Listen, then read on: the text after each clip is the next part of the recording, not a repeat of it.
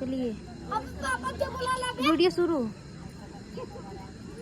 इस करवा चौथ में पति के अनेक रूप बनाए जाते हैं तथा सुहाग की वस्तुएं जैसे चूड़ी, बिंदी, बिछुआ, मेहंदी और महावर आदि के साथ साथ दूध देने वाली गाय, करुआ बेचने वाली कुम्हारी, महावर लगाने वाली नाई, चूड़ी पहनाने वाली मनिहारी, 7 भाई और उनकी इकलौती बहन सूर्य, चंद्रमा, गौरा और पार्वती आदि देवी देवताओं के भी चित्र बनाए जाते हैं।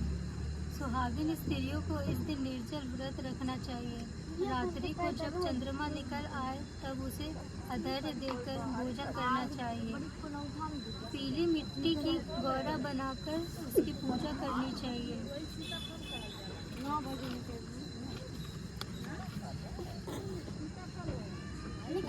एक साहूकार था जिसके 7 बेटे और 1 बेटी थी। सातों भाई एक साथ बैठकर भोजन करते थे। एक दिन कार्तिक की चौथकर्ता का व्रत आया तो भाई बोला कि बहन आओ भोजन करें। बहन बोली कि आज करवा चौथ का व्रत है, चांद उगने पर ही खाऊंगी। तब भाइयों ने सोचा कि चांद उगने तक बहन भूखी रहेगी, तो एक भाई ने दिया जलाया, दूसरे भाई ने छलनी लेकर उसे ढका और नकली चांद दिखाकर बहन से कहने लगे कि चल उग गया चांद, अर्घ्य दे ले। बहन अपनी भाभियों से कहने लगी कि चलो अर्घ्य दे दो। भाभियाँ बोली तुम्हारा चांद उगा होगा, हमारा चांद रात को उगेगा। बहन ने जब अकेले अर्घ्य दिया और खाने लगी तो पहले ही गिलास में बाल आ गया, दूसरे गिलास में कंकड़ आया और तीसरा गिलास मुंह की ओर किया तो उसके ससुराल में संदेशा आया कि उसका पति बहुत बीमार है, जल्दी भेजो।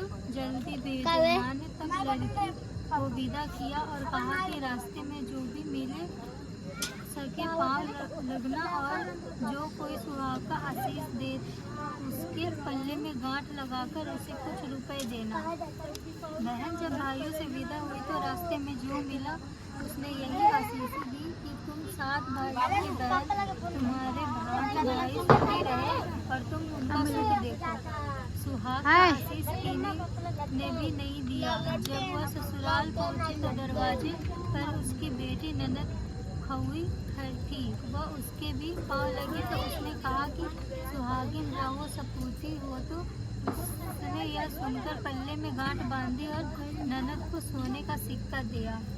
तब भीतर गई तो सास ने कहा कि पति धरती पर पड़ा है, तो वह उसके पास जाकर उसकी सेवा करने में बैठ गई। बाद में सास ने दासी के हाथ बची खुशी रोटी भेज दी। इस प्रकार से समय से बीतते मृगशीर की चौथ आई तो चौथ माता बोली करवा ले भाइयों की प्यारी करवा ले, लेकिन जब उससे चौथ करेगी आपको मेरा सुहाग देना पड़ेगा। जब उस चौथ माता ने बताया कि पौष की चौथ आएगी, वह मेरे से बड़ी है, उसे भी सब कहना, वही तुम्हारा सुहाग वापस देगी पौष की।